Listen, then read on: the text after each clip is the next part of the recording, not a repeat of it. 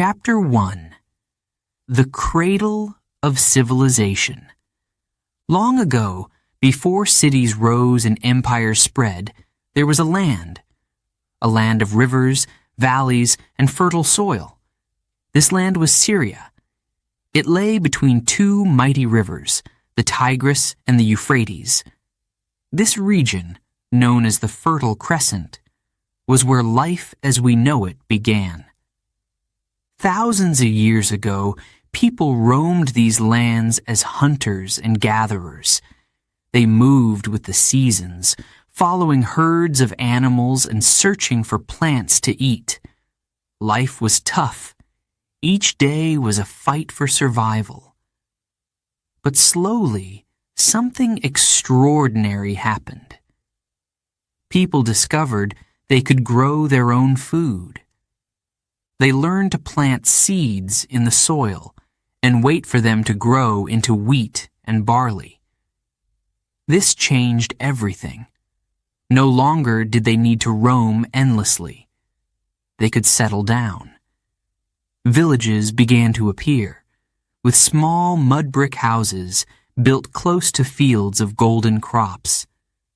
Families worked together, tilling the soil and harvesting grain. It was the dawn of agriculture. It was the beginning of civilization. Imagine those early days. A man rises with the sun, ready to work the land. His hands are rough, his face lined with the sun's touch. His wife grinds grain into flour, singing softly to their baby. Around them, life hums. Chickens cluck. Children laugh, and neighbors chat as they build a wall to protect their village. Hope fills the air. Life feels full of possibility. One of these villages, called Ebla, became something much greater over time. Ebla grew into a city, a bustling center of trade and culture. Imagine it. Merchants carrying goods on their backs, donkeys braying as they pull carts, and scribes hunched over clay tablets, writing in cuneiform, one of the world's first forms of writing. Ebla was alive with activity. It wasn't just a place to live, it was a place to dream. But with growth came challenges. Crops needed water, and the rivers didn't always flow nearby. The people of Syria became creative. They built canals to carry water to their fields. This was hard work, and sometimes the canals broke. But they didn't give up. They kept trying, year after year. Their determination paid off. Their fields flourished. Their cities grew stronger. Among the crops and villages, there were temples. The people believed in many gods, gods of the sun, rain, and harvest. They built temples to honor these gods. These temples were tall and magnificent. Imagine standing in front of one for the first time. The sun gleaming off its walls, its steps leading high into the sky. People would gather at these temples to pray, to thank the gods for their blessings, and to ask for help when times were hard. Life wasn't easy, though. Nature could be cruel. Sometimes the rivers flooded and destroyed everything. Other times, droughts came, leaving the fields dry and cracked. Families watched their crops wither. They looked to the sky, praying for rain. When the rains finally came, the relief was overwhelming. The earth came alive again, and so did the people's spirits. Syria's position in the Fertile Crescent also meant that it was a crossroads.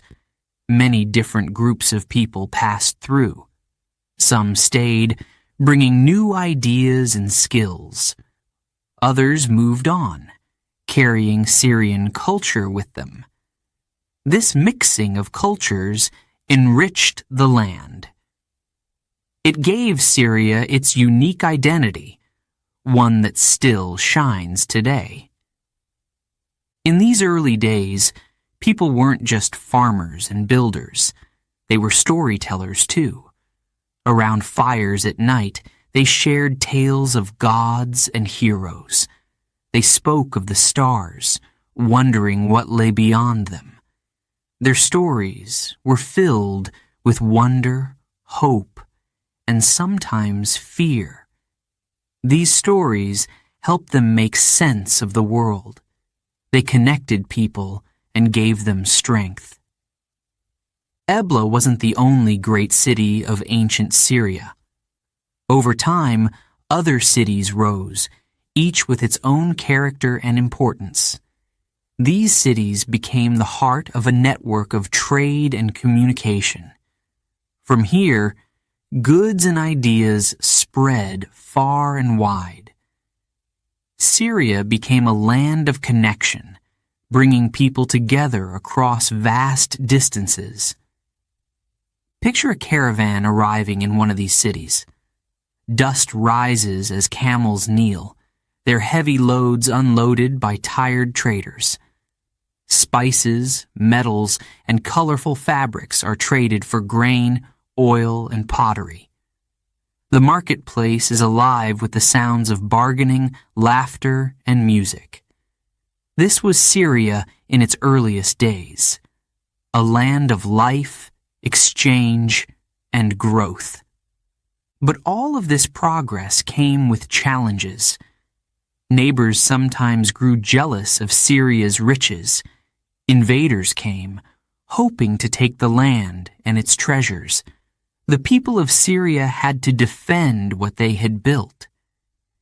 They learned to stand together, to protect their homes and their families. Over time, they grew strong and resourceful.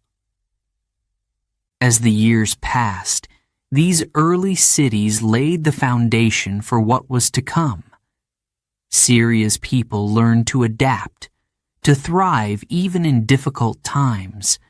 Their creativity and resilience became a part of their identity. They were not just survivors, they were innovators, dreamers, and builders. This chapter of Syria's history is a story of beginnings. It's the story of how a land between two rivers became the cradle of civilization. It's a story of people who faced challenges with courage and determination. Their legacy is everywhere, in the soil, in the ruins of ancient cities, and in the traditions that still live on today. Even now, thousands of years later, we can feel their presence. Their voices echo in the winds that sweep across the plains. Their footsteps remain in the stones of ancient roads. Their dreams, once rooted in the fertile soil of the crescent, have become part of the world's story.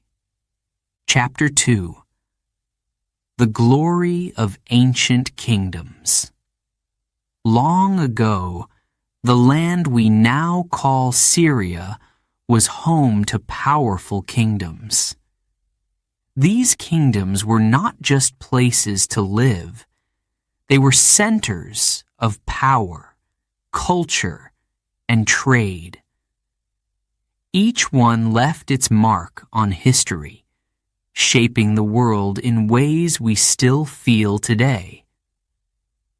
One of the most famous was Ebla, an ancient city that rose in northern Syria more than 4,000 years ago. Ebla was extraordinary. It wasn't just a city of farmers and merchants. It was a place of learning and trade. Imagine walking through its streets. Merchants shout their prices. Donkeys pull carts loaded with goods. Scribes sit in quiet corners, writing on clay tablets. Ebla was alive with activity. At the heart of Ebla was its palace, a massive building filled with treasures. The palace held something even more precious than gold or jewels: its library. The library of Ebla contained hundreds of clay tablets, carefully written in cuneiform, one of the earliest forms of writing. These tablets recorded everything from trade deals to poetry. They tell us about the people of Ebla, their hopes, their fears, and their daily lives. It was one of the first libraries in the world. Can you imagine what it must have felt like to discover such a treasure thousands of years later? The voices of an ancient people speaking to us through time. Ebla's wealth came from trade. Its location made it a crossroads for merchants traveling between Mesopotamia and the Mediterranean. Traders brought gold, silver, and copper to Ebla, exchanging them for wool, wood, and precious stones. The city thrived. Its people grew rich, and its influence spread. But wealth and power often bring danger. Ebla was not alone in its ambitions.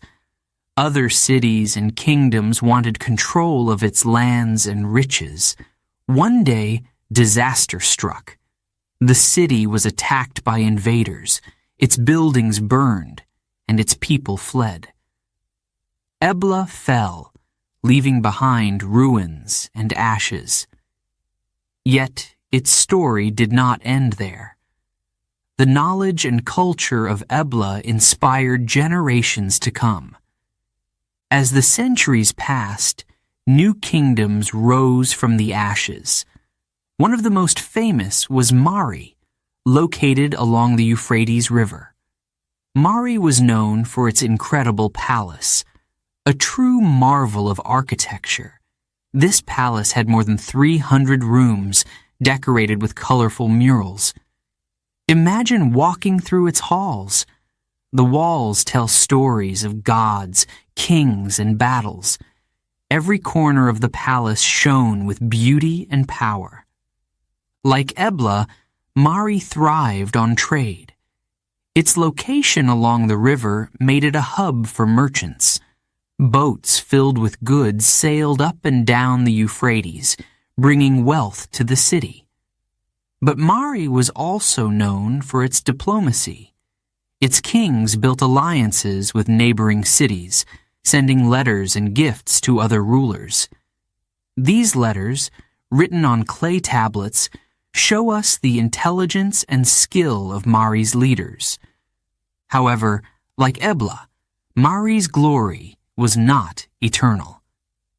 The city faced powerful enemies. Its palace was destroyed and its people scattered. Yet, the memory of Mari lived on.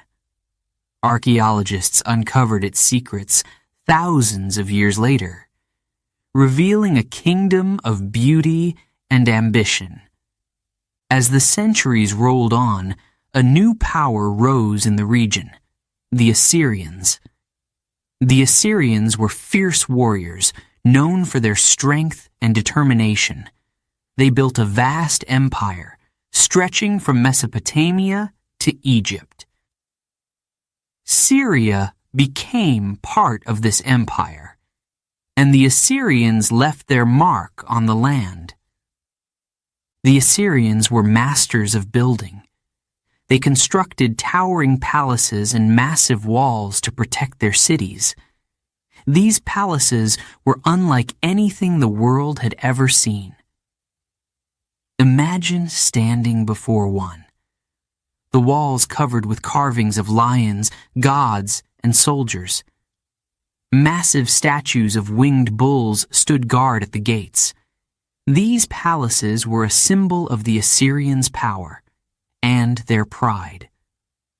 One of the greatest Assyrian kings was Ashurbanipal, who ruled from his capital in Nineveh. He was not only a warrior, but also a lover of knowledge. He created one of the largest libraries of the ancient world.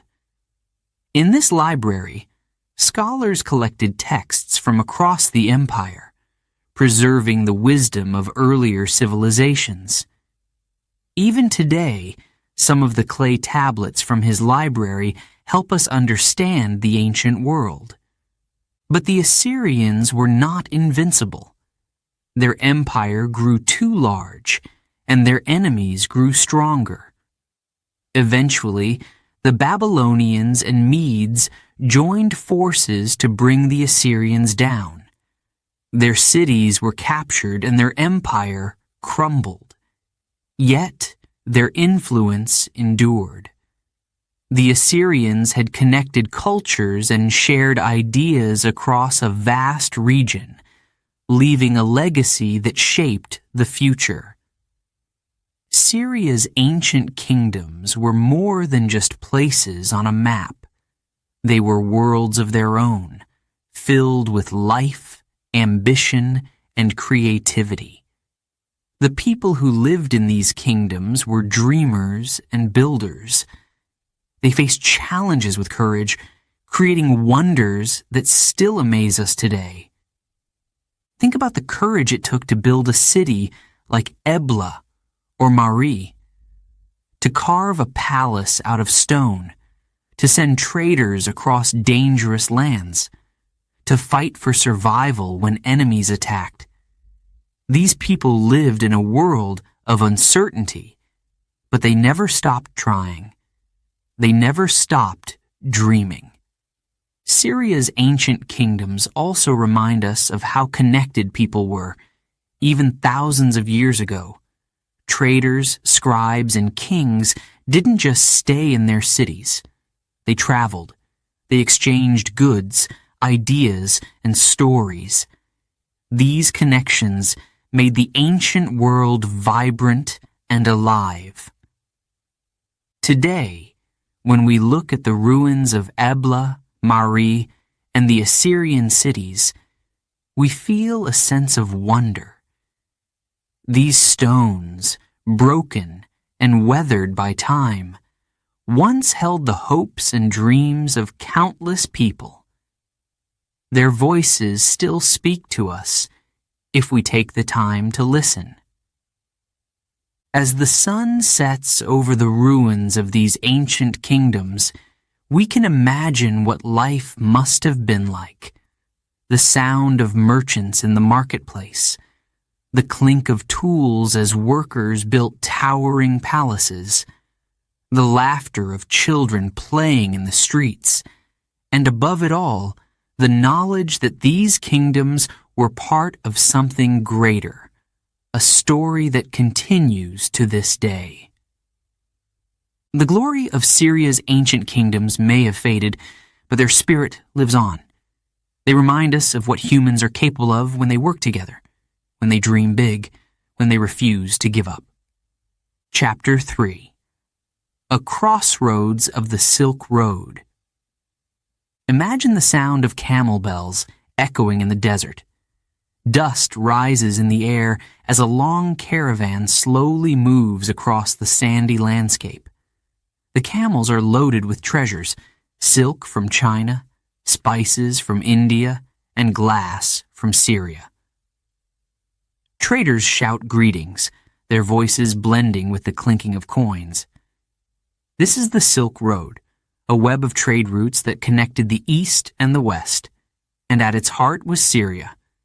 Syria's location made it special. It sat between Asia, Africa, and Europe, a bridge between continents. For thousands of years, merchants passed through its cities, bringing goods, stories, and ideas. Syria became a meeting place for cultures, a land of exchange and connection.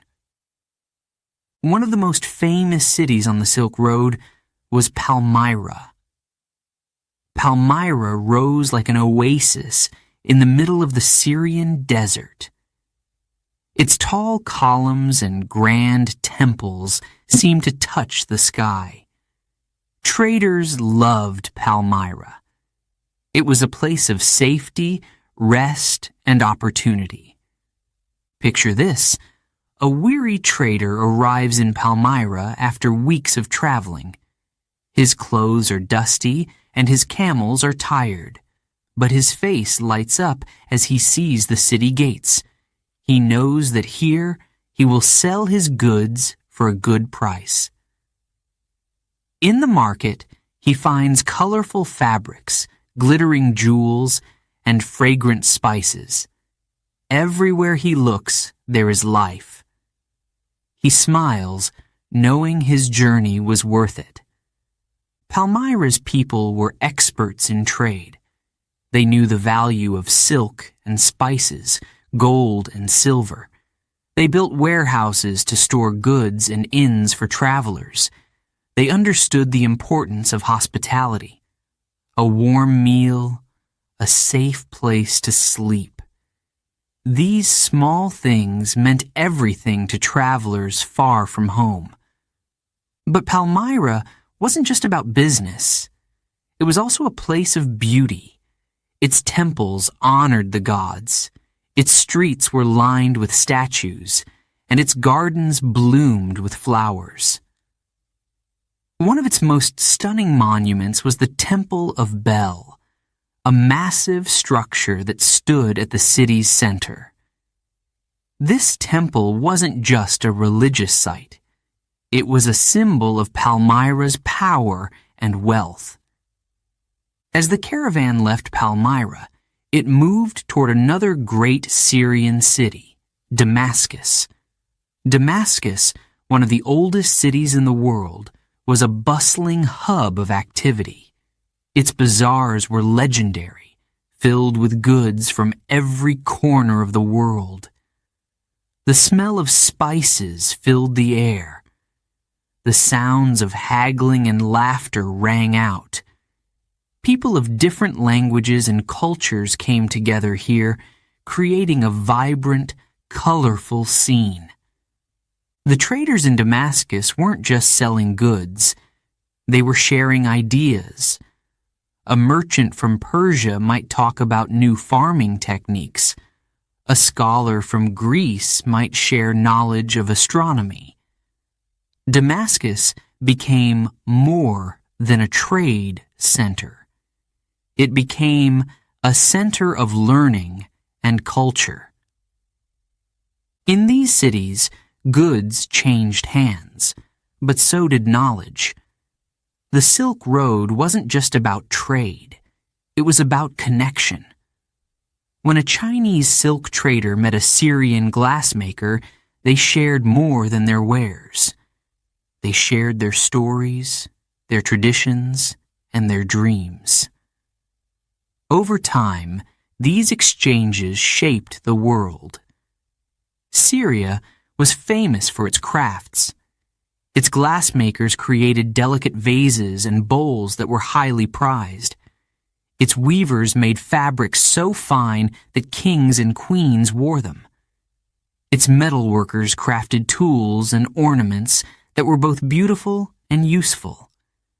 Syrian goods traveled far and wide, spreading the country's reputation for quality and skill. But the Silk Road wasn't always peaceful. Bandits often attacked caravans, hoping to steal their treasures. To protect themselves, traders traveled in groups. They hired guards and took safe routes through cities like Palmyra and Damascus. Despite the risks, they kept going. The rewards were too great to give up. The journey wasn't easy. Traders faced harsh deserts, freezing mountains, and endless plains. They endured hunger, thirst, and danger. Yet, they pressed on. Their determination kept the Silk Road alive. And Syria, with its welcoming cities and skilled people, made their journeys worthwhile. Syria also played a role in spreading ideas. Religions like Christianity and Islam traveled along the Silk Road, carried by traders and pilgrims. New technologies, like paper making from China, found their way to Europe through Syria.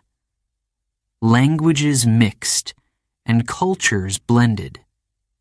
Syria became a melting pot of the ancient world. One of the most remarkable figures in this story was Queen Zenobia of Palmyra. Zenobia ruled Palmyra with wisdom and strength. She expanded her kingdom and challenged the powerful Roman Empire. Under her leadership, Palmyra became a shining star of the Silk Road. But her story ended tragically. The Romans defeated her, and Palmyra's glory began to fade.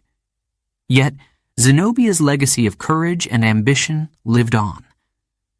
As centuries passed, the Silk Road changed. New sea routes took the place of land caravans.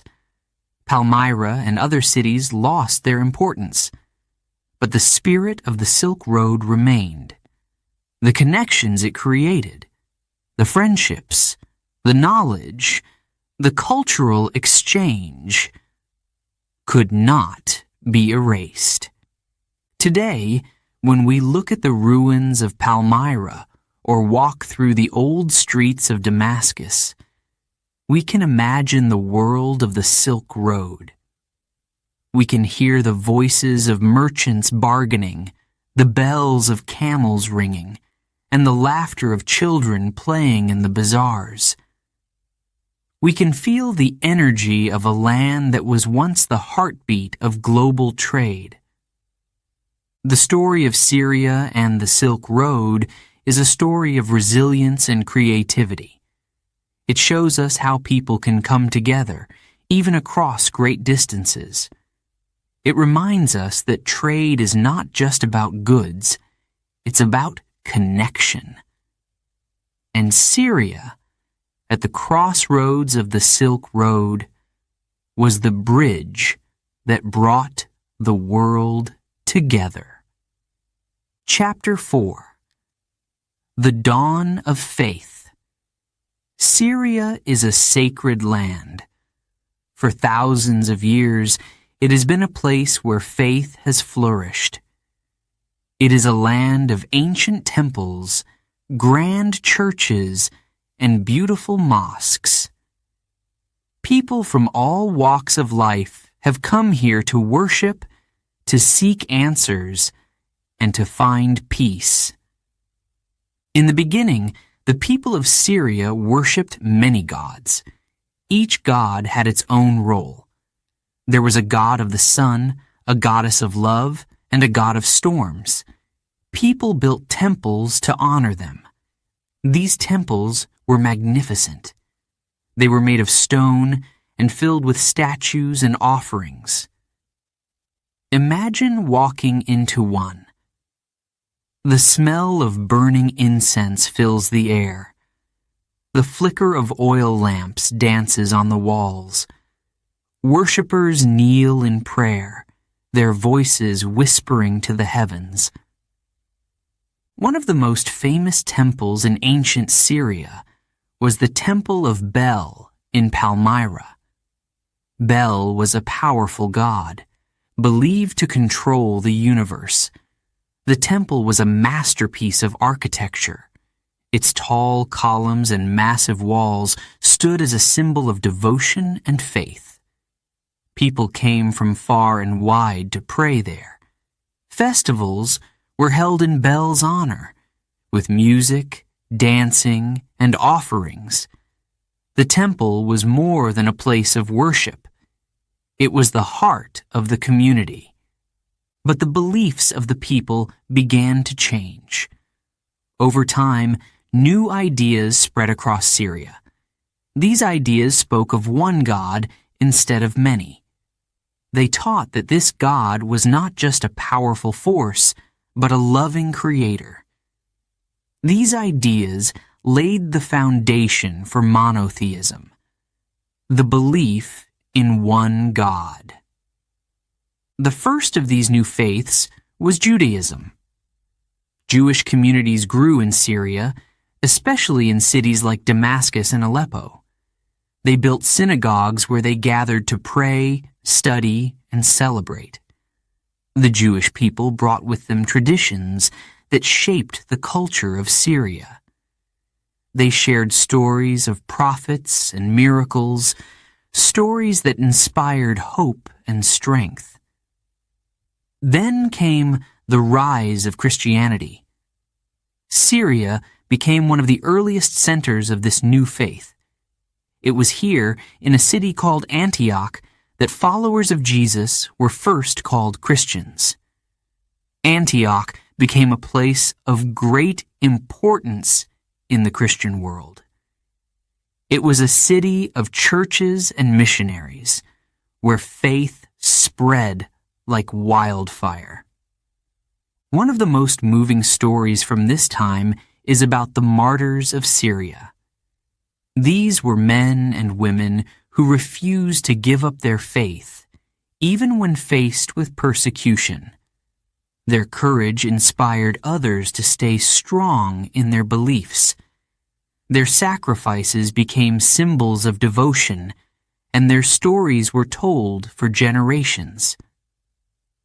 Syria is also home to some of the oldest Christian churches in the world. In the city of Malula, you can still hear the language of Jesus, Aramaic, spoken by the local people. The town is filled with ancient churches, their walls painted with images of saints and angels. Walking through Malula feels like stepping back in time.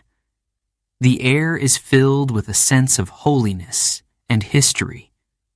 As Christianity spread, it faced challenges. The Roman Empire, which ruled over Syria, was not always kind to Christians. Many believers were imprisoned or killed, but their faith could not be silenced. Over time, Christianity grew stronger. It became the dominant religion in Syria, shaping its culture and traditions. In the 7th century, a new faith emerged, Islam. It began in Arabia and quickly spread to Syria.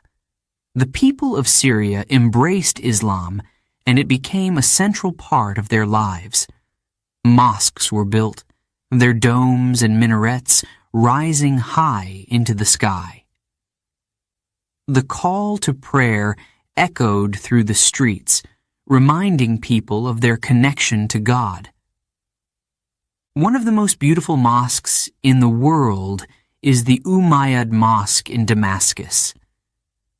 This mosque is not just a place of worship. It is a masterpiece of art and architecture.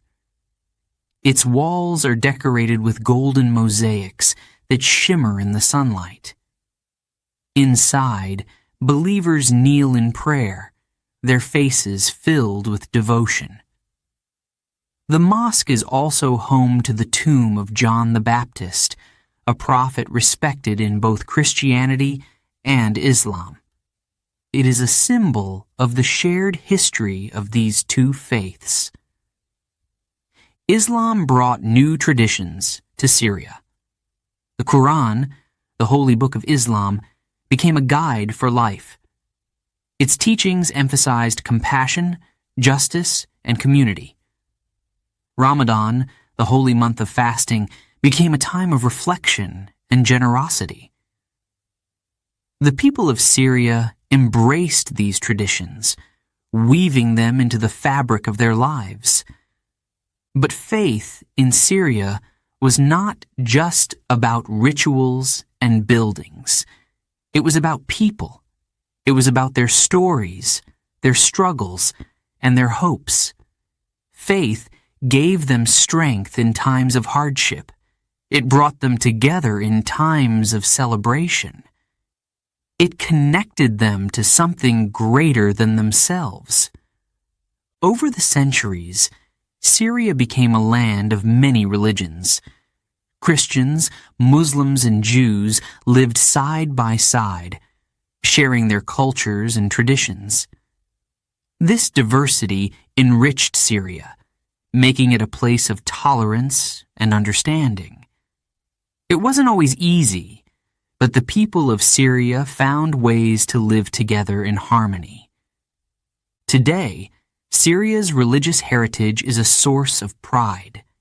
Its ancient temples, churches, and mosques are reminders of the country's rich history. They stand as symbols of faith, resilience, and unity.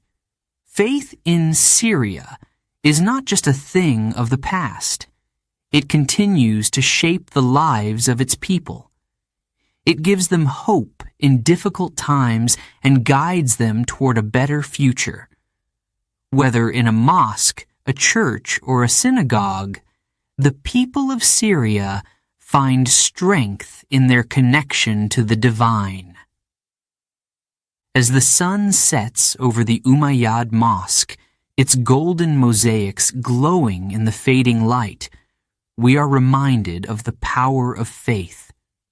We are reminded of the people who prayed here, who built these sacred places with love and devotion. Their faith has left a mark on Syria, a mark that will never fade. Chapter 5. Damascus, the Eternal City. Damascus. Just saying the name feels magical. This is not just a city. It is a legend. For over 4,000 years, people have lived here, making Damascus the oldest continuously inhabited city in the world. Its streets have seen kings and conquerors, poets and prophets. Every corner holds a story. Let's take a walk through Damascus. Close your eyes and imagine it. The streets are narrow, lined with old stone walls. Above, wooden balconies lean out, their carved designs like lace. In the air, you smell spices from the markets, cinnamon, cumin, and cardamom. The sound of voices fills the air. Merchants call out their wares, and children laugh as they chase one another through the alleys. Damascus is alive. One of the most famous places in Damascus is the Umayyad Mosque. This mosque is not just a building.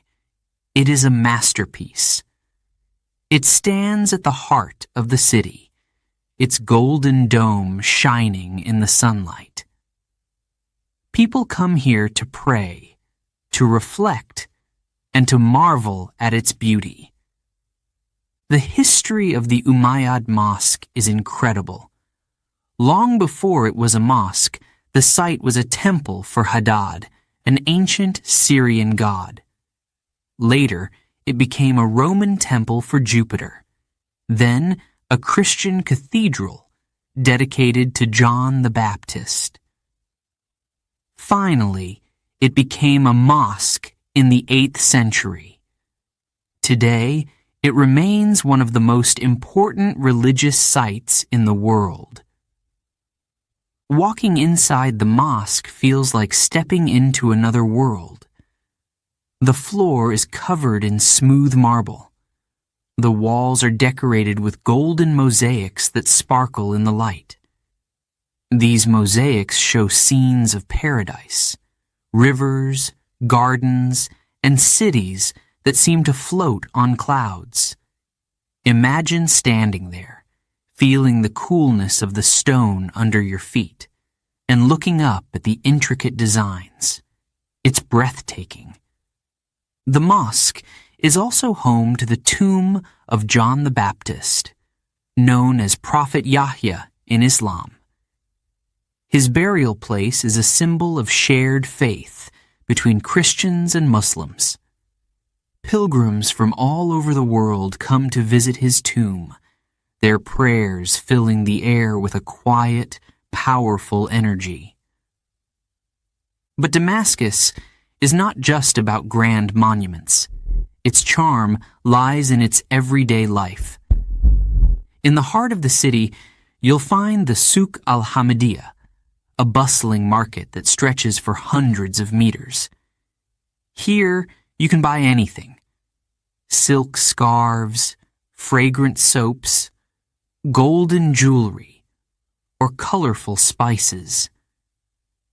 The souk is noisy and crowded, but it's also full of life. Traders smile as they bargain, and the aroma of fresh coffee and roasted nuts drifts through the air. As you leave the souk, you might find yourself in the old city of Damascus. This area is like a maze, with winding streets and hidden courtyards. In these courtyards, you'll discover traditional Syrian houses. These houses are built around central gardens, where fountains bubble and jasmine flowers bloom. Families gather here to drink tea, tell stories, and escape the heat of the day. One of these houses is the Azim Palace, a stunning example of Syrian architecture. Built in the 18th century, it was the home of a wealthy Ottoman governor. Walking through its rooms, you'll see intricate woodwork, colorful tiles, and peaceful courtyards. It's a place that feels both grand and welcoming, a reflection of Damascus itself. Damascus has also been a city of learning and culture. Over the centuries, it has been home to poets, scholars, and artists. One of its most famous residents was the poet Nizar Qabbani, known for his beautiful love poems. In his writings, Qabbani described Damascus as a mother, a symbol of warmth and care. His words captured the heart of the city, reminding everyone of its deep connection to its people. The city's gardens also tell a story. Damascus is known as the City of Jasmine, and its gardens are filled with these delicate, fragrant flowers. At night, the scent of jasmine fills the air, mixing with the cool breeze. In these gardens, you can hear the sounds of water from fountains and the chirping of birds. It's a place where people come to rest, to dream, and to find inspiration. Damascus has seen many challenges over its long history. It has been conquered and rebuilt countless times. From the Romans to the Ottomans, many empires have left their mark here. Yet, the city has always risen again, stronger and more beautiful than before. During difficult times, the people of Damascus have shown incredible resilience. They have rebuilt their homes, protected their traditions, and welcomed strangers with open arms. Their strength and generosity are part of what makes Damascus so special. One of the most emotional places in Damascus is the street called Straight. This street is mentioned in the Bible, in the story of St. Paul. It is where Paul regained his sight and began his journey as a Christian. Walking along this street feels like walking through history. The stones beneath your feet have been worn smooth by centuries of footsteps. You can feel the weight of time, the layers of stories that make up this city. As the sun sets over Damascus, the city takes on a golden glow. The call to prayer echoes from the Umayyad Mosque, mixing with the hum of the streets. Lights begin to twinkle in the windows of old houses. The city feels peaceful, yet alive with history and hope. Damascus is more than just a city. It is a living museum, a place where the past and present meet. It is a city of faith, culture, and resilience. It is a city that welcomes everyone, offering them a taste of its beauty and its soul. As you leave Damascus, you carry its stories with you. You remember the golden mosaics of the mosque, the laughter in the souk, and the scent of jasmine in the air. Damascus stays with you, a reminder of the power of history tradition, and human connection. Before we begin Chapter 6, a quick note for our listeners. You're currently listening to this audiobook on WooEnglish. Remember, this content is specially made for WooEnglish listeners only. If you're hearing it on any other channel, it may be a violation of WooEnglish's rights. Please ensure you're tuned into the right source to fully enjoy and respect this audiobook journey. Now, let's continue the story. Chapter 6. A Land of Many Cultures. Syria is a land of incredible diversity. It is home to people of many different backgrounds, each with their own stories, traditions, and dreams. Arabs, Kurds, Armenians, Assyrians, Turkmen, and Circassians all live here, side by side. Their cultures blend together, creating a rich and colorful mosaic. Imagine walking through a village in Syria. You might hear children laughing in Arabic as they run down the street. Around the corner, an elderly man speaks Kurdish to his friend. In another house, a family gathers to prepare Armenian dishes for dinner. Each voice adds to the symphony of cultures that fills this land. One of the best ways to understand Syria's diversity is through its music and dance. Music has always been a way for people to express their emotions and share their stories. In Syria, traditional instruments like the oud, ney, and tabla are used to create melodies that are both joyful and haunting.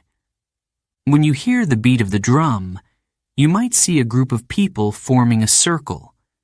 They are about to dance the dabke, a traditional folk dance.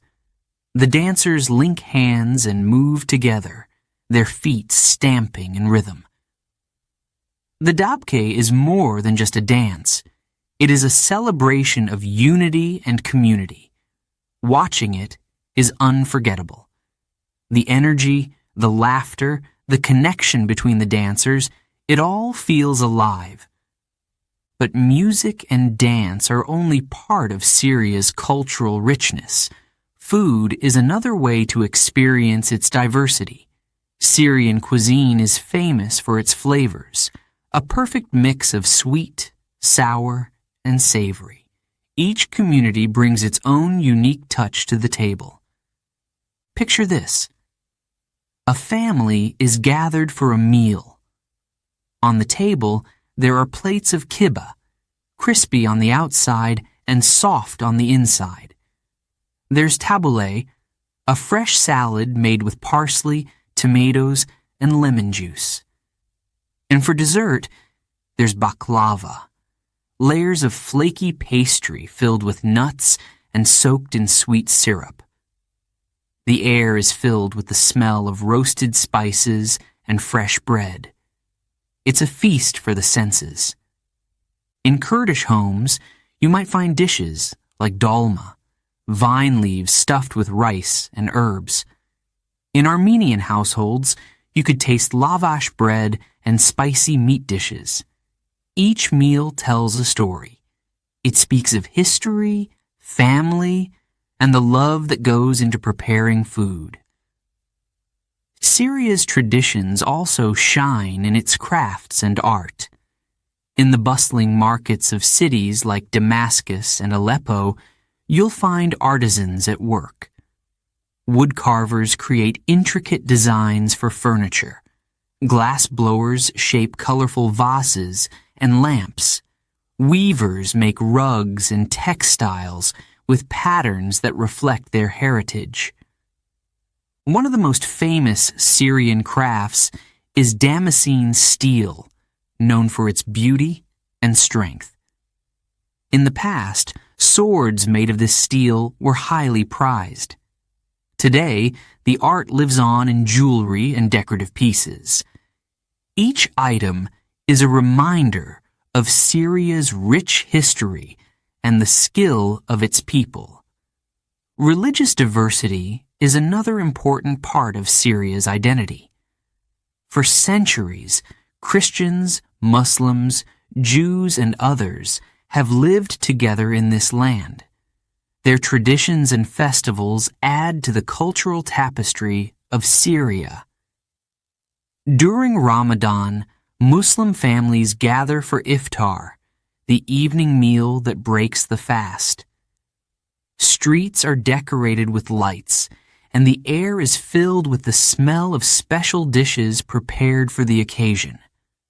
For Christians, Easter is a time of joy and celebration.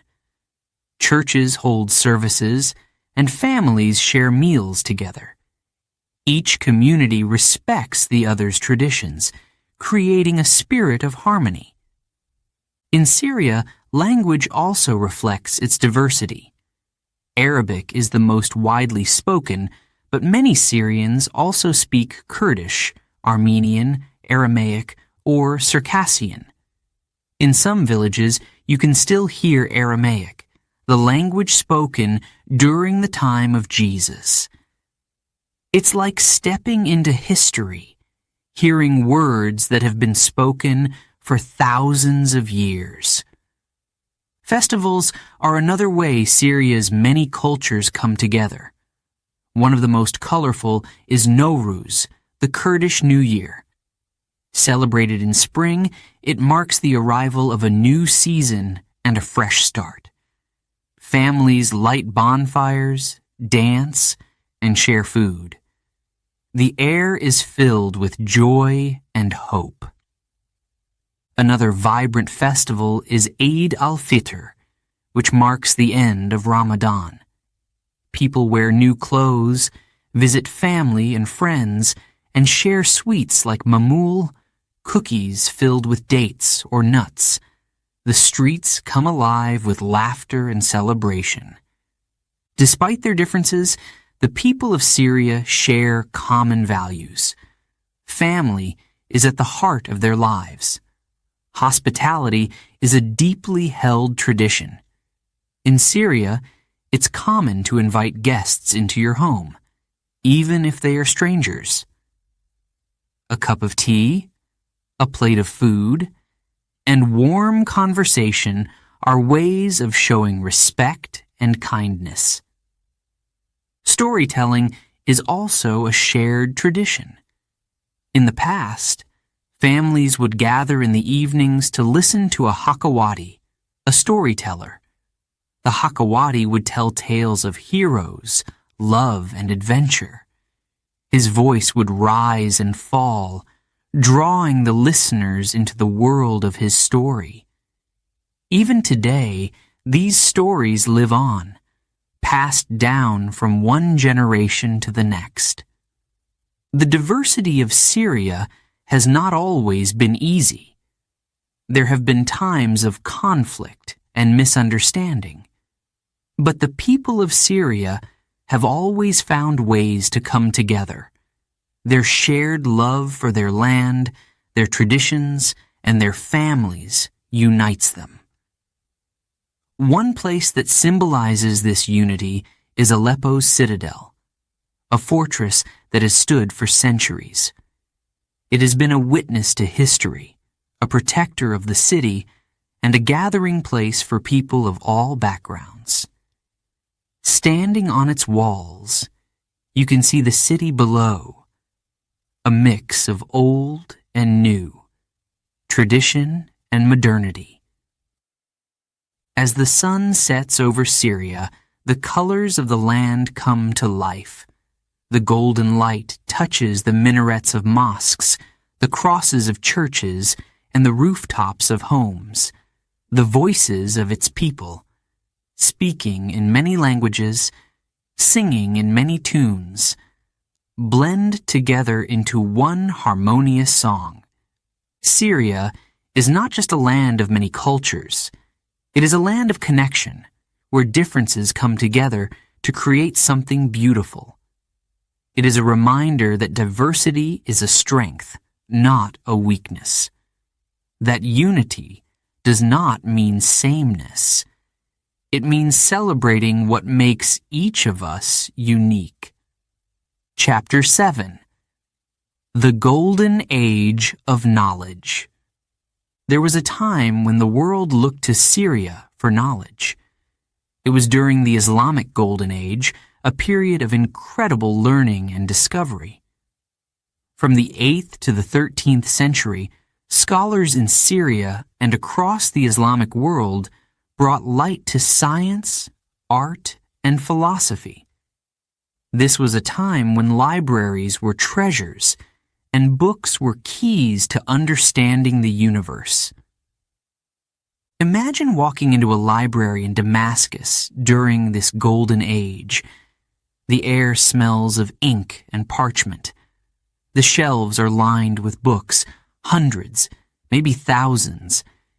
Each book is carefully written by hand, its pages filled with beautiful calligraphy. Scholars sit at wooden desks, deep in thought. Some are writing, others are reading. They are solving problems, exploring ideas, and creating knowledge. One of the most famous libraries of this time was the House of Wisdom in Baghdad, which was closely connected to Syria. Scholars from Damascus and Aleppo traveled there to share their knowledge. They translated works from Greek, Persian, and Indian into Arabic. These translations brought the ideas of Plato, Aristotle, and Pythagoras to a new audience. But Syrian scholars didn't just translate, they also created. They developed new ideas and pushed the boundaries of knowledge. In Aleppo, astronomers built observatories to study the stars. With their instruments, they mapped the skies and calculated the movements of planets. Their discoveries helped sailors navigate and expanded humanity's understanding of the universe. One of the most brilliant minds of this time was Al-Farabi, a philosopher and scientist who was born in Syria.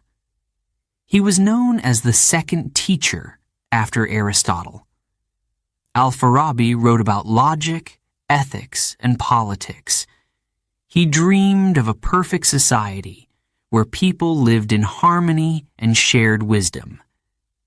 His ideas influenced both Islamic and Western thought for centuries. Medicine also flourished during the Golden Age.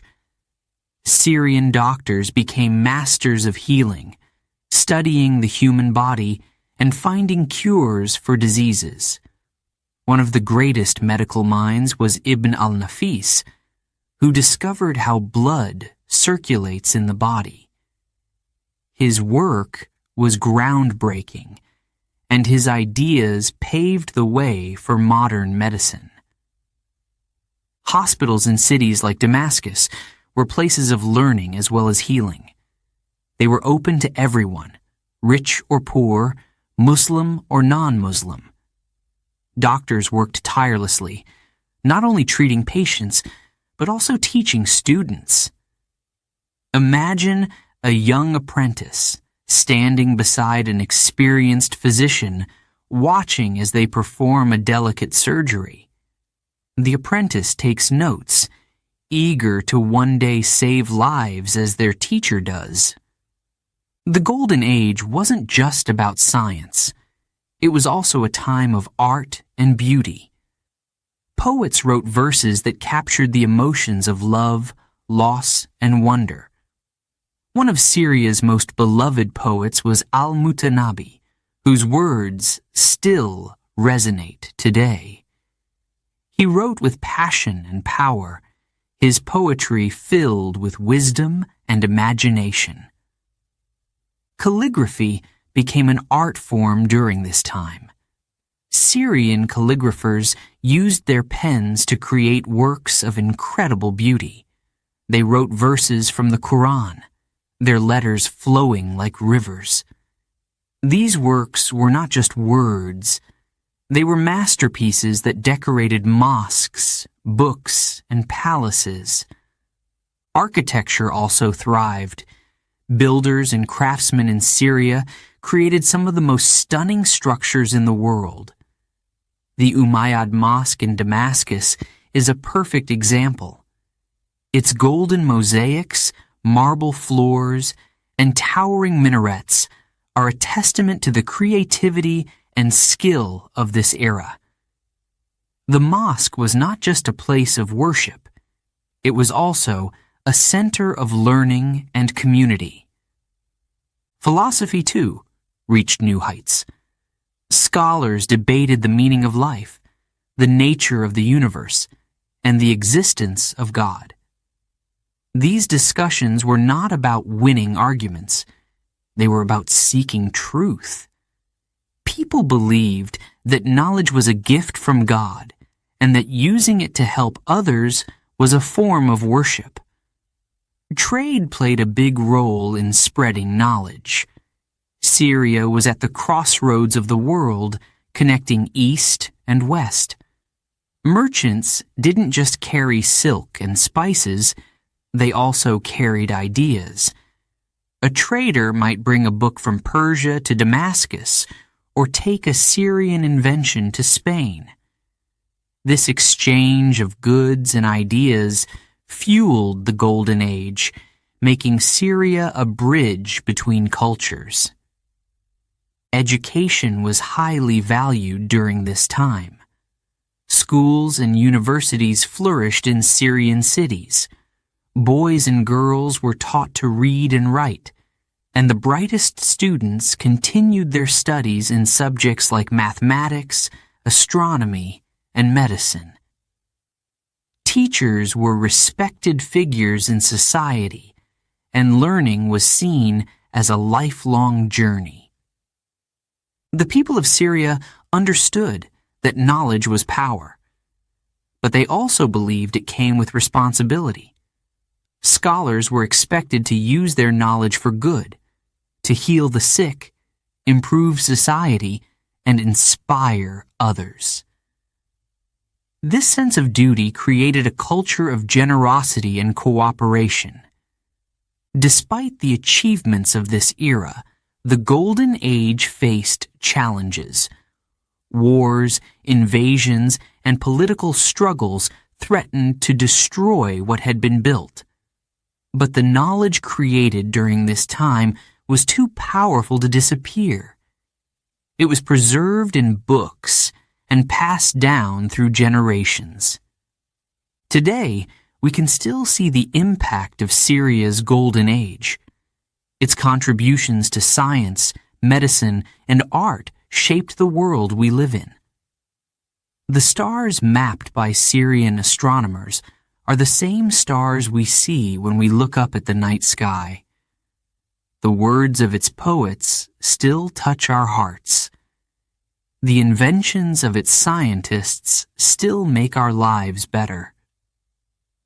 Walking through Damascus or Aleppo today, you can feel the echoes of this golden age. In the old markets, you might find a craftsman carving designs into wood, continuing a tradition that has lasted for centuries. In a library, you might see students reading books, their minds full of questions and ideas. The spirit of learning and discovery is still alive. Syria's Golden Age reminds us of the power of knowledge. It shows us what humanity can achieve when we are curious, open-minded, and willing to work together.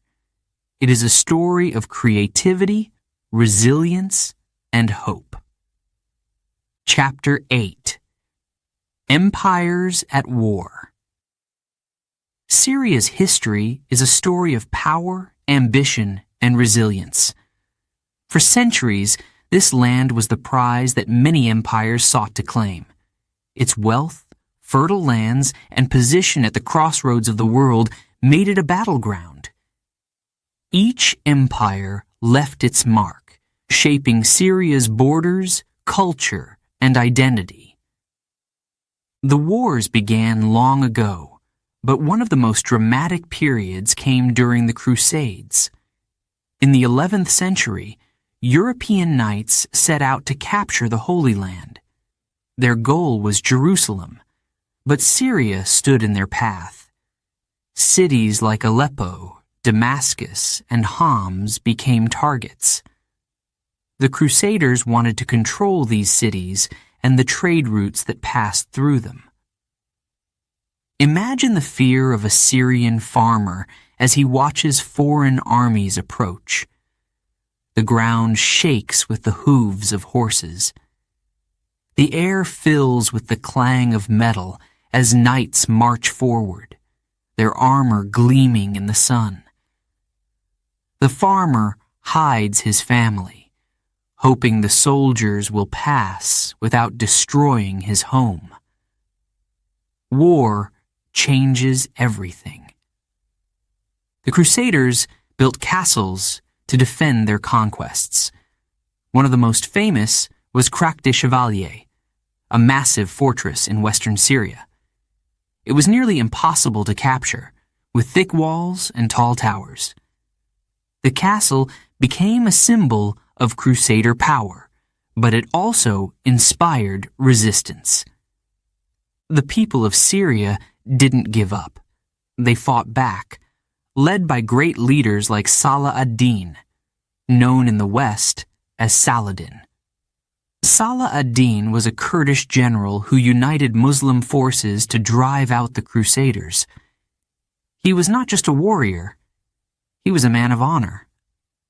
Stories tell of how he showed mercy to his enemies, earning respect even from those he fought against. One of the most dramatic moments of this period came in 1187, when Salah ad-Din recaptured Jerusalem. This victory gave hope to Syria's people. It showed that they could stand against even the most powerful invaders. But the Crusaders were not Syria's only challenge. Over the centuries, many other empires sought to control this land. The Mongols came from the east, sweeping through Syria with terrifying speed. Their armies were unstoppable, destroying cities and leaving devastation in their wake. Imagine the horror of a city under attack by the Mongols. Fires rage, turning the night sky red. Families flee, clutching what little they can carry. The sound of destruction fills the air. For many, it must have felt like the end of the world. Yet Syria endured. The people rebuilt their cities and their lives. They learned to adapt and to survive. Each time an empire rose and fell, Syria remained. In the 16th century, a new power arrived, the Ottoman Empire. The Ottomans ruled Syria for over 400 years, bringing both stability and change. Under their rule, Syria became part of a vast empire that stretched from Europe to Arabia. The Ottomans introduced new systems of government and trade. They built roads, mosques, and schools. Damascus became a key city in the empire, a center of politics and culture. But Ottoman rule was not always easy for the people of Syria. Heavy taxes and strict control sometimes led to unrest.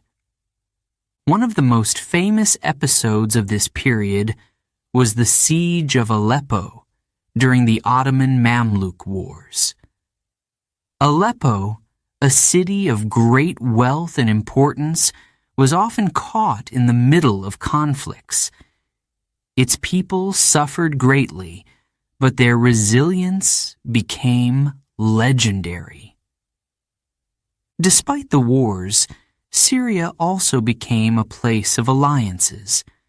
Empires often worked with local leaders, offering protection in exchange for loyalty. These alliances shaped Syria's borders and its relationships with neighboring lands. Syria's position as a crossroads also brought new ideas and cultures. Even during war, merchants continued to trade, scholars shared knowledge, and artists created beauty. Syria remained a land of connection, even in times of conflict.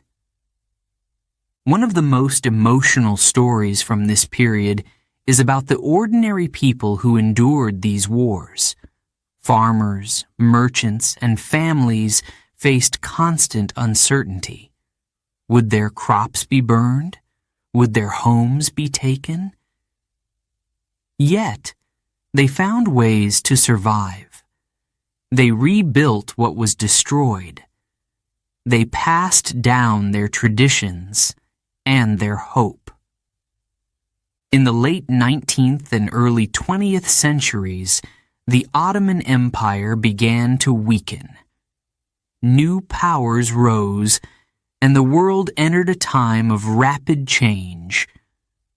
Syria became a battlefield once again during World War I, as the Ottoman Empire fought to hold its territory.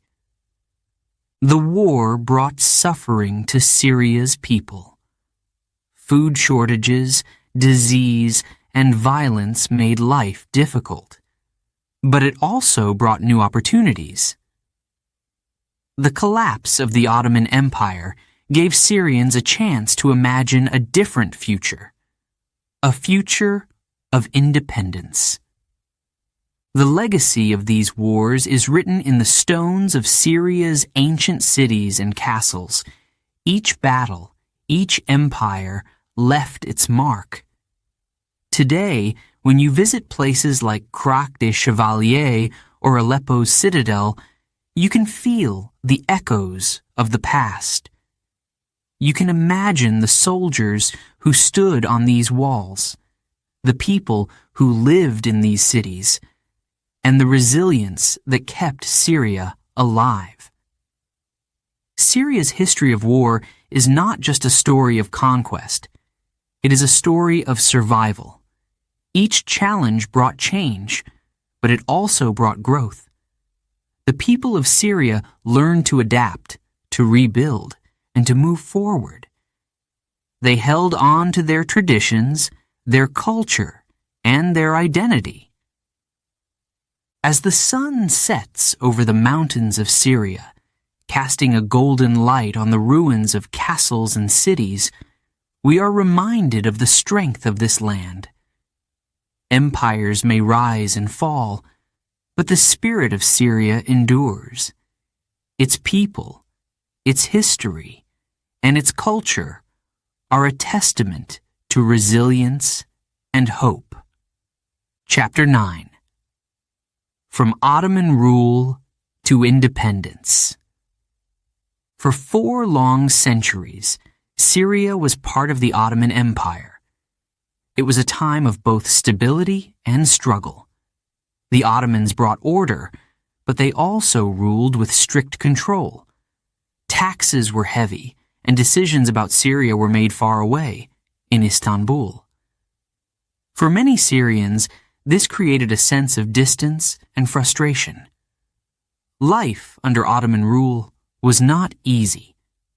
Farmers worked hard, yet much of their harvest went to pay taxes. Merchants traded in bustling markets, but faced strict regulations. Villages and cities grew, but the people often felt that their voices were not heard. Still, they endured. They held on to their traditions, their culture, and their dreams. By the 19th century, the Ottoman Empire was weakening. New ideas began to spread across the world. Ideas of freedom, independence, and national pride. In Syria, these ideas took root. People started to talk about change. They dreamed of a Syria where they could make their own decisions. a Syria that was free. The first signs of rebellion appeared in small ways. People began to write and speak about independence. Secret groups formed, spreading messages of hope and resistance. These groups were careful. The Ottomans punished anyone who spoke against them. But the dream of freedom could not be silenced. During World War I, the Ottoman Empire faced a crisis. The empire was fighting on many fronts, and its power was crumbling. For Syrians, this was a moment of opportunity. They saw a chance to break free. One of the key leaders of this time was Faisal bin Hussein, a prince from the Arabian Peninsula. Faisal worked with Arab nationalists to unite the people against Ottoman rule. His efforts inspired many Syrians to join the cause. They believed that together they could achieve independence. The Arab Revolt began in 1916. It was a time of courage and sacrifice. Syrians fought alongside other Arabs, attacking Ottoman forces and reclaiming towns and cities. Imagine the determination of a young man standing shoulder to shoulder with his neighbors, fighting for a dream of freedom. The odds were against them, but their hearts were full of hope. When World War I ended in 1918, the Ottoman Empire collapsed. Damascus, Syria's capital, was liberated. Crowds filled the streets, cheering and waving flags. It was a moment of triumph. People believed that their dream of independence had finally come true. But freedom was not so simple. After the war, the victorious Allied powers, France and Britain, divided the lands of the former Ottoman Empire. They ignored the wishes of the local people. Syria was placed under French control as a mandate. For Syrians, this felt like a betrayal. The French promised to help Syria become independent. But in reality, they ruled with an iron fist. They controlled the government, the military, and the economy. Once again, Syrians found themselves fighting for their freedom. The struggle for independence continued. In 1920, Syrians declared the establishment of the Kingdom of Syria, with Faisal as king. But the French quickly crushed this effort. The Battle of Maysalun was a turning point. Syrian forces, led by General Yusuf al-Azma, bravely fought the French. They were outnumbered and outgunned, but they refused to surrender. Al-Azma died in battle, becoming a symbol of resistance. Despite the loss, the fight for independence did not end. Throughout the 1920s and 1930s, Syrians organized revolts and protests. The Great Syrian Revolt of 1925 was one of the most significant. Villages and cities rose up against French rule, demanding freedom. The French responded with harsh measures, bombing towns and imprisoning leaders. But the spirit of the people could not be broken. In the midst of these struggles, Syrian culture flourished. Writers, poets, and thinkers used their work to inspire hope and unity. They reminded people of Syria's rich history and the strength of its identity. They showed that the fight for freedom was not just about politics. It was about the soul of the nation. Finally, after decades of struggle, independence came closer. World War II weakened France's hold on its colonies. In 1941, France promised to recognize Syria's independence, but it wasn't until 1946 that the last French soldiers left Syrian soil. On April 17, 1946, Syria celebrated its full independence. This day is remembered as Evacuation Day, a national holiday that honors the sacrifices of those who fought for freedom. The joy of independence was immense. In Damascus, people filled the streets, waving flags and singing songs. Families gathered to celebrate, sharing food and stories of the long struggle. For the first time in centuries, Syria was free to chart its own course. But independence was also a new beginning. It brought challenges as well as opportunities. Syrians faced the task of building a nation, one that honored its past while looking to the future. They worked to create a government, rebuild their economy, and strengthen their society. It was not easy, but the dream of a united, independent Syria kept them going. The journey from Ottoman rule to independence is a story of resilience and hope. It is a story of people who refused to give up, even when the odds were against them. It is a story of unity, sacrifice, and the power of dreams. Today, as Syrians remember this history, they honor the courage of those who fought for their freedom. They honor the farmers, the merchants, the students, and the soldiers who dared to believe in a better future. Their legacy lives on in the hearts of the people and in the land they loved. As the sun sets over the mountains of Syria, casting a golden glow on its cities and villages, we are reminded of the strength of this nation.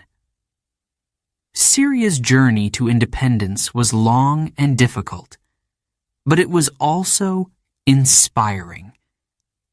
It shows us that even in the darkest times, the light of hope can guide us forward. Chapter 10. The Shadows of Conflict. Syria, a land of beauty and history, has faced many challenges in modern times. War and conflict have left deep scars on its people and its cities. The shadows of these struggles still linger, but so does the strength of its people. This is a story of pain, resilience, and survival. It began in the mid-20th century. After gaining independence, Syria worked to build its future. But the path was not easy. Political tensions rose, and rival groups fought for power. In 1963, the Ba'ath Party came to power, promising change. However, the years that followed were marked by unrest. Coups and disagreements created divisions, and the people of Syria often felt uncertain about what the future would bring. In 2011, everything changed. Inspired by uprisings in neighboring countries, Syrians took to the streets. They demanded more freedom, better opportunities, and a voice in their government. Their calls for change were powerful, but they were met with violence. What began as peaceful protests turned into conflict. Syria was plunged into a civil war. The war spread quickly. Cities that had stood for centuries became battlegrounds. Streets once filled with laughter and music were now filled with fear and destruction. Families fled their homes, leaving behind everything they had. Many sought refuge in other countries, while others moved to safer parts of Syria. For some, there was no safe place to go. One of the hardest-hit cities was Aleppo, a place rich in history and culture. The old city, a UNESCO World Heritage Site, was devastated. Imagine walking through its ancient streets, now reduced to rubble. The famous souk, once alive with merchants and shoppers, was silent. The sound of bombs replaced the hum of daily life. People fought to save what they could, but the damage was immense. Another city deeply affected was Homs. Known as the capital of the revolution, it became a symbol of the conflict. For months, parts of Homs were under siege. Food and medicine ran out. Families shared scraps of bread and collected rainwater to survive. Despite the suffering, the people of Homs showed incredible resilience. Their courage inspired others, even in the darkest times. The war brought unimaginable pain. Hospitals were overwhelmed.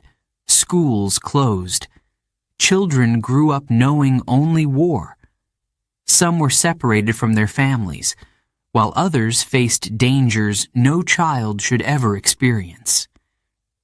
These are the shadows of conflict, moments that leave deep, lasting wounds. But amid the pain, there were also stories of hope.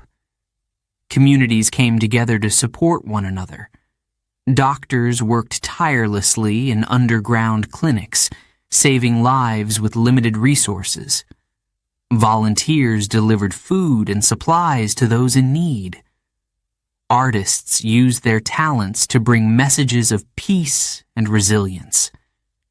These acts of kindness reminded everyone that even in the darkest times, humanity can shine. One of the most heartbreaking aspects of the war was the refugee crisis. Millions of Syrians fled their homes, seeking safety in other countries. Some crossed borders on foot, carrying only a few belongings. Others made dangerous journeys by sea. Many faced harsh conditions in refugee camps. But even in these difficult circumstances, they found ways to rebuild their lives. Children attended makeshift schools. Families planted gardens. People shared their stories, refusing to let the war define them. The war also brought international attention. Countries around the world watched as Syria suffered. Some provided aid, while others became involved in the conflict. This made the situation even more complicated. The war was no longer just about Syria. It became part of a larger global struggle. For many Syrians, this added to their frustration and pain. They wanted peace, but peace seemed far away. One of the most emotional stories of the war is the resilience of the Syrian people. Despite the destruction, they have held onto their culture and identity. In refugee camps, women teach traditional crafts to younger generations. In bombed-out neighborhoods, children play games, finding moments of joy in the chaos. In cities around the world, Syrian musicians and writers share their art, keeping their heritage alive. The war has also inspired acts of bravery. Rescue workers, known as the White Helmets, became heroes. They risked their lives to save others, pulling people from the rubble after bombings. Their work was dangerous and exhausting, but they never gave up. Their courage gave hope to many and showed the world the strength of the Syrian spirit. For those who stayed in Syria, life was filled with challenges. Many rebuilt their homes after they were destroyed, only to see them damaged again. Parents worked hard to protect their children. to give them a sense of normalcy. Teachers held classes in basements and makeshift schools, determined to keep education alive. These small acts of resilience are what kept the country going. As the war continued, there were moments of progress. Some areas reached ceasefires, and people began to return to their homes. Efforts to rebuild cities and villages began, though the road to recovery was long. International organizations and local communities worked together to provide aid and support. Slowly, life started to return. Today, Syria is still healing. The war has left deep scars, but the whispers of strength and survival remain. People are rebuilding their lives, their homes, and their communities. Children are returning to schools. Markets are reopening. Music and laughter are once again heard in the streets. The shadows of conflict will always be part of Syria's story. But so will the resilience of its people. They have shown the world that even in the face of unimaginable hardship, hope can survive. They have taught us the power of community, of holding on to dreams even when everything seems lost. As the sun sets over Syria, casting its golden light on the land, we are reminded of its strength. The cities may bear scars, but they also hold stories of survival. The people may have suffered, but they have also shown incredible courage. Syria's journey is not over. It is a journey of rebuilding, of healing, and of hope. Chapter 11. The Spirit of the People. Syria's greatest strength is its people. Throughout history, they have faced wars, challenges, and hardships. Yet they endure. Their spirit is unbreakable. Farmers, poets, artisans, and everyday families keep the heart of Syria alive. Their laughter, songs, and stories are a light in dark times. Imagine a farmer waking before sunrise. The air is cool and the land is quiet. He ties his scarf tightly, picks up his tools, and heads to his fields. The soil is dry and the work is hard, but he doesn't stop. He plants seeds with care, hoping for a good harvest. His family depends on it. Despite the challenges, he smiles. The earth has always been his partner, and he trusts it will provide. In small villages across Syria, farmers grow olives, wheat, and fruits. Their hands are strong from years of work. They use traditional methods passed down from generation to generation. Even during difficult times, they stay connected to the land. They know that it is more than just soil. It is life. In the cities, you find the artisans. These are people who create beauty with their hands. In Damascus, the scent of cedar wood fills the air as woodworkers carve delicate designs. Their tools move smoothly, shaping patterns that reflect Syria's history. Each piece is a work of art. Nearby, a glassblower works in his shop. The heat from the furnace is intense. He dips his pipe into molten glass and blows gently, creating a vase. The glass sparkles like a gem as it takes shape. This craft has been practiced in Syria for centuries, and the artisans are proud to keep it alive. In the markets, you hear the hum of activity. Merchants call out their prices. Customers inspect colorful fabrics and spices. The energy is infectious. In one corner, a woman weaves a carpet on a loom. Her hands move quickly, threading vibrant colors into a beautiful design. She learned this skill from her mother, who learned it from hers. Each carpet tells a story. But the spirit of the people is not just in their work, it is also in their words. Syria has a long tradition of poetry and storytelling. Poets like Nizar Qabbani captured the beauty and pain of life in their verses. His words speak of love, loss, and hope. Even today, his poems are recited at gatherings, filling the air with emotion. Storytelling is also part of Syrian life. In the past, families would gather in the evenings to listen to a hakawati, a storyteller.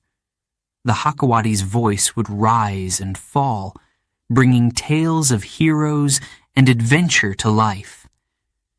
Children would sit wide-eyed, imagining distant lands and brave warriors. These stories are still told today, connecting the past to the present. Music is another way Syrians express their spirit. The sound of the oud, a traditional string instrument, fills the air at celebrations. Its melody is both joyful and haunting.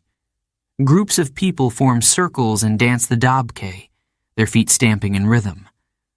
The laughter and energy are contagious.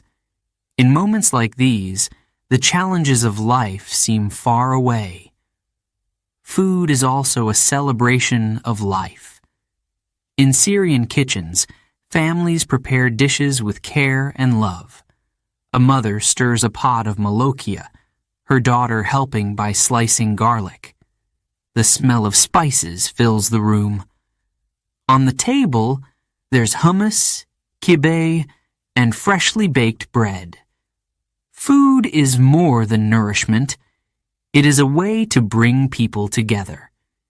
Even during hard times, the people of Syria hold on to their traditions. In refugee camps, women teach children how to bake bread over open fires. Men gather to share stories and songs. These small acts keep their culture alive, even when they are far from home. One of the most touching examples of the Syrian spirit is their generosity. In Syria, guests are treated with great respect. It doesn't matter how little a family has, they will always offer tea, food, and a warm smile. Hospitality is a way of life, a reminder that kindness can exist even in the hardest moments. The resilience of the Syrian people is also seen in their creativity. Artists use their work to express hope and resistance. Murals appear on the walls of destroyed buildings, turning rubble into beauty. Writers put their emotions into words, creating stories that inspire strength. Musicians compose songs that remind people of home and unity.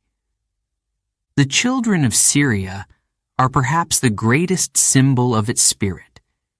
Despite everything they have faced, they continue to dream. A boy in a refugee camp plays with a soccer ball made of rolled-up clothes. A girl sits with a book, learning to read under the light of a lantern. They laugh, they play, and they imagine a better future. Their resilience is a testament to the strength of their families and communities.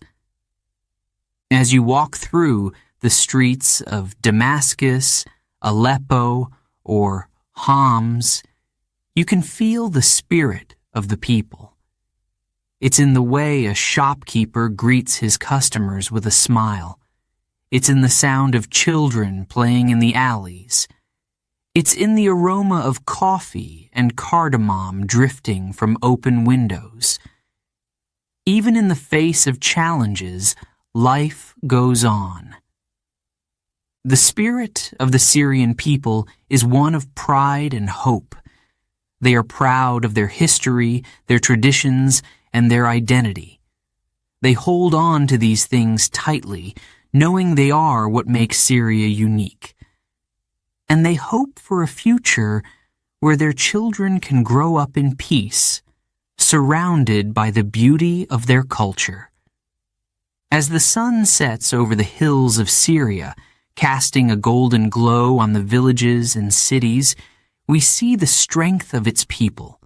Their resilience shines like a beacon, a reminder that even in the hardest times, the human spirit can endure. Chapter 12. Dreams of Tomorrow. Syria has endured much. Its history is filled with both glory and pain. But now, as the dust of conflict begins to settle, the people of Syria are looking to the future.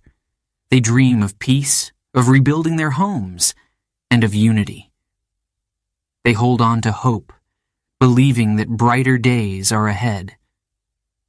Imagine a young girl sitting by a window in a quiet village. She looks out at the fields, thinking about her future. She wants to be a teacher, to help other children learn and grow. Her dream is not just for herself, but for her country. She believes that education is the key to a better Syria. Across the country, similar dreams are being born. A farmer plans to replant his orchard, destroyed by war. A doctor in a crowded refugee camp hopes to open a clinic in his hometown.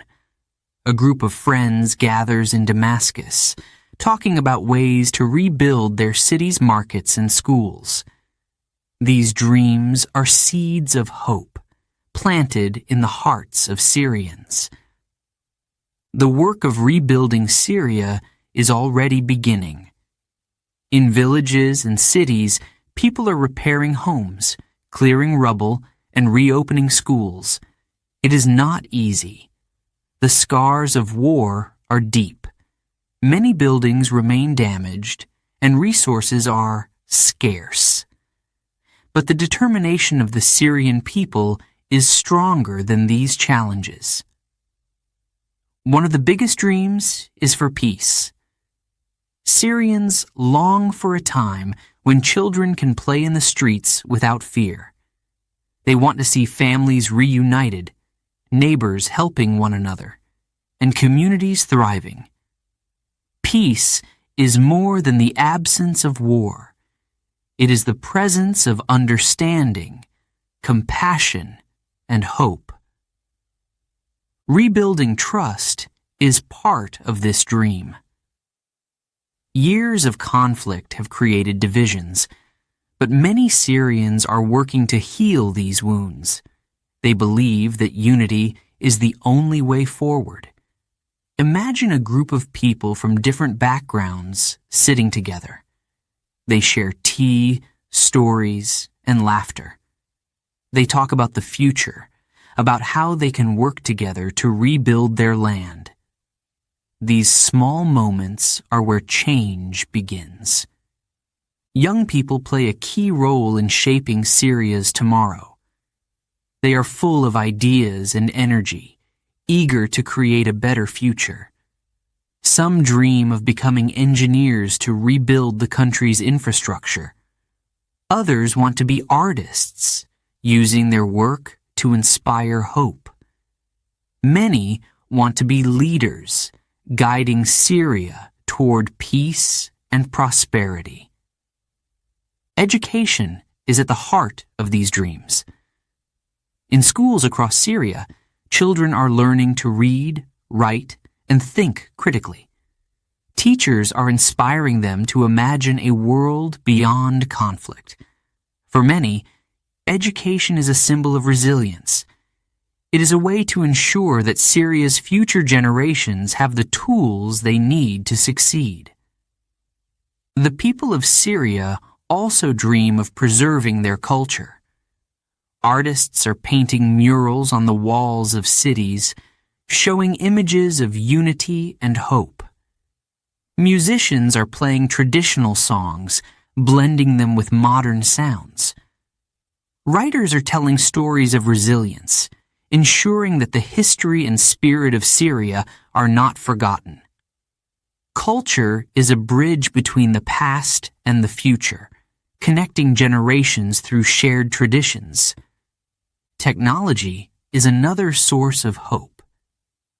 Young Syrians are learning skills in coding, engineering, and science. They see technology as a way to rebuild and innovate. New businesses are starting, creating jobs and opportunities. These efforts are small now, but they are growing. They are proof that even in difficult times, creativity and progress can flourish. The natural beauty of Syria is also part of its dreams. Farmers are returning to their fields, planting olive trees and wheat. Communities are cleaning rivers and rebuilding terraces. They are caring for the land, knowing it is the foundation of their future. The green hills, the desert sands, and the flowing rivers hold the promise of renewal. Syrians abroad also carry dreams for their homeland. Many have left, but they have not forgotten. They send money, ideas, and support to help those still in Syria. Some dream of returning one day, of walking through the streets of Damascus, Aleppo, or Homs again. They hope to help rebuild the places they once called home. The journey ahead will not be easy. Rebuilding takes time, patience, and effort. But the spirit of the Syrian people is strong. They have faced challenges before and overcome them. They believe that together they can create a Syria where everyone has a chance to thrive. One of the most beautiful aspects of this dream is its inclusiveness. Syrians understand that their strength lies in their diversity. Arabs, Kurds, Armenians, and others are working side by side, united by a shared vision. They know that a united Syria is stronger than a divided one. Imagine a bustling market in the future. Merchants sell fresh fruits and spices. Children run through the streets, laughing. A baker offers warm bread to a customer, their faces lit with smiles. The air is filled with the sound of music and the scent of jasmine. This is the Syria that people dream of, a place full of life, laughter, and love. As the sun rises over Syria each day, it brings new hope. Each morning is a chance to take another step forward, to rebuild what was lost, and to create something even stronger. The road ahead is long, but it is filled with possibilities. Syria's story is not over. It is still being written, page by page, by the hands of its people. Each act of kindness, each effort to rebuild, and each dream brings them closer to a brighter tomorrow. To the people of Syria, their homeland is more than a place. It is a part of who they are. It is their past, their present, and their future. It is a land of ancient history, vibrant culture, and endless possibilities. As the chapter of war closes, a new chapter begins. This is a chapter of resilience, unity, and hope. It is a story of people who refuse to give up, who believe in the power of dreams.